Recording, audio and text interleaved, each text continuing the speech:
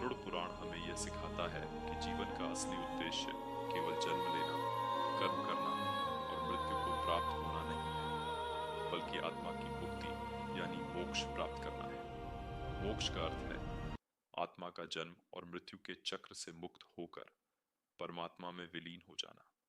शास्त्र बताते हैं कि मनुष्य जन्म बहुत दुर्लभ है और इसका सर्वोच्च उपयोग तभी है जब हम अपने जीवन को धर्म, सत्य, करुणा और ईश्वर भक्ति में समर्पित करें। जब मनुष्य अच्छे कर्म करता है, परोपकार करता है और सच्चे भाव से ईश्वर का स्मरण करता है, तब उसकी आत्मा शुद्ध होती है।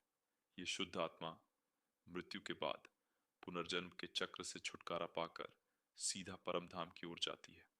लेकिन जो व्यक्ति पाप और अधर्म के मार्ग पर चलता है, उसकी आत्मा को बार बार जन्म लेना पड़ता है और जीवन के दुख भोगने पड़ते हैं। गरुड़ पुराण के अनुसार मोक्ष प्राप्त करने के लिए मन, वाणी और कर्म की शुद्धि आवश्यक है।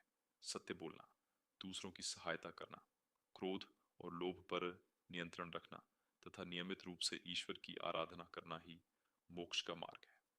भक्ति, ज्ञान और ध्यान तीन ऐसे साधन हैं जिनके द्वारा आत्मा परमात्मा तक पहुंच सकती है। शास्त्र कहते हैं, जैसे नदी अंत में सागर में मिल जाती है, वैसे ही आत्मा का परमात्मा में मिल जाना ही मोक्ष है। यह अवस्था दुखों, मोह और बंधनों से परे होती है।